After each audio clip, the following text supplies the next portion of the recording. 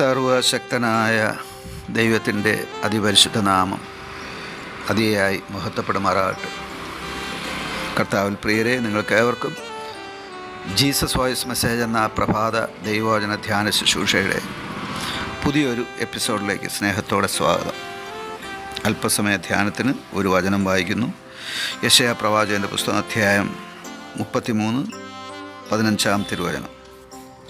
നീതിയായി നടന്ന് നേർ പറയുകയും പീഡനത്താലുള്ള ആദായം വെറുക്കുകയും കൈക്കൂലി വാങ്ങാതെ കൈ കുടഞ്ഞു കളയുകയും രക്തപാതകത്തെക്കുറിച്ച് കേൾക്കാതെ വണ്ണം ചെവി പൊത്തുകയും ദോഷത്തെ കണ്ട് രസിക്കാതെ വണ്ണം കണ്ണടച്ചു കളയുകയും ചെയ്യുന്നവൻ, ഇങ്ങനെയുള്ളവൻ ഉയരത്തിൽ വസിക്കും.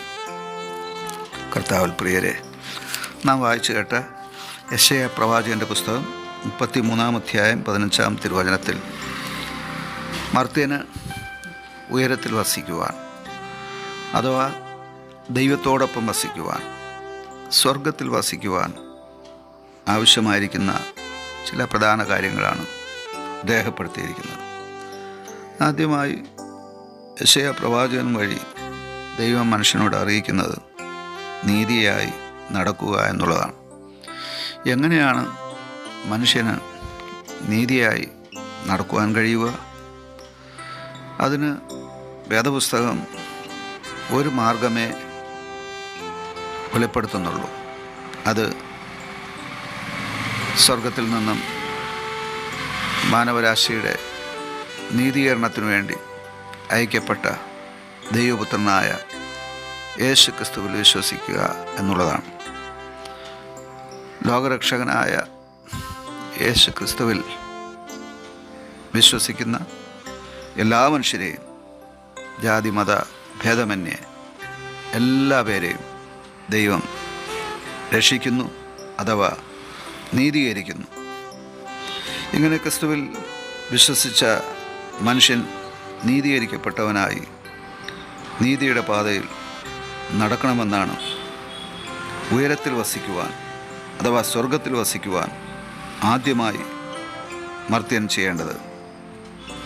അടുത്തതായി ഈ വചനത്തിൽ പറയുന്നത് നേർ പറയുക എന്നുള്ളതാണ്, അഥവാ പരമാർത്ഥിയായിരിക്കുക, സത്യം പറയുക. നമ്മുടെ സംഭാഷണം, നമ്മുടെ സംസാരം, നമ്മുടെ വാക്കുകൾ, അതിൽ നേര് ഉണ്ടാകണമെന്ന് ദൈവം ആഗ്രഹിക്കുന്നു. നേരിന്, അഥവാ സത്യത്തിന് വിരുദ്ധമായ ഭോഷ്ക് ദൈവം വെറുക്കുന്നു.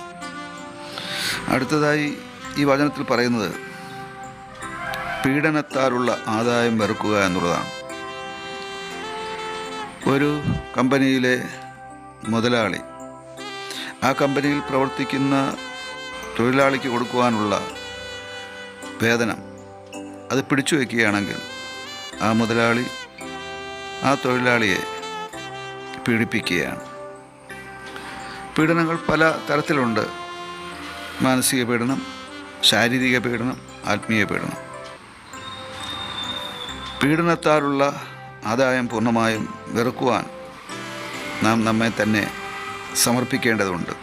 എങ്കിൽ മാത്രമേ ഉയരത്തിൽ വസിക്കുവാൻ, ദൈവത്തോടൊപ്പം വസിക്കുവാൻ, സ്വർഗത്തിൽ വസിക്കുവാൻ സാധ്യമായി തീരുകയുള്ളൂ. അടുത്തതായി ഈ വചനം പറയുന്നത് കൈക്കൂലി വാങ്ങാതെ കൈ കുടഞ്ഞു കളയുക എന്നുള്ളതാണ്. ഇന്ന് കൈക്കൂലി വാങ്ങുന്നത് വളരെ സർവ്വസാധാരണമായി തീർന്നിരിക്കുകയാണ്. എന്നാലിത് ദൈവം വെറുക്കുന്നതാണ്. ഈ കൈക്കൂലി വാങ്ങുന്നവർക്ക് ഉയരത്തിൽ വസിക്കുവാനായിട്ട് സാധ്യമല്ല. അടുത്തതായി പറയുന്നത് രക്തപാതകത്തെക്കുറിച്ച് കേൾക്കാതെ വണ്ണം ചെവി പൊത്തിക്കൊള്ളാനാണ്. അതെ, നമ്മുടെ ചെവി നല്ലത് കേൾക്കുവാൻ വേണ്ടി നാം കാതോർക്കേണ്ടതായിട്ടുണ്ട്, അതിനായി സമർപ്പിക്കേണ്ടതായിട്ടുണ്ട്. ഒടുവിലായി ഈ വചനം പറയുന്നത് ദോഷത്തെ കണ്ട് രസിക്കാതെ വണ്ണം കണ്ണ് അടച്ചു കളയാനാണ്. അതെ, നമ്മുടെ കാഴ്ചകൾ, നാം കാണുന്നത് എന്തൊക്കെയാണ്? സ്വയപരിശോധന ആവശ്യമായിരിക്കുന്നു. നല്ലത് കാണുവാൻ നമുക്ക് കഴിയണം, നന്മ കാണുവാൻ നമുക്ക് കഴിയണം. നന്മയും നല്ലതും കാണുന്നവരെയാണ് ദൈവം സ്നേഹിക്കുന്നത്. അതിലുപരിയായി ഉയരത്തിൽ വസിക്കുവാൻ, സ്വർഗത്തിൽ തന്നോടൊപ്പം അഥവാ ദൈവത്തോടൊപ്പം വസിക്കുവാൻ യോഗ്യരാക്കി തീർക്കുന്നത്. ഇങ്ങനെ ജീവിച്ച് സ്വർഗത്തിൽ വസിക്കുവാൻ യോഗ്യതയുള്ളവരായി തീരുവാൻ ദൈവത്തിൻ്റെ പരിശുദ്ധാത്മാവ് ഇന്ന് തിരുവചനം ശ്രവിച്ച എല്ലാ പേർക്കും കൃപ ചെയ്യുമാറാകട്ടെ. ആമേൻ.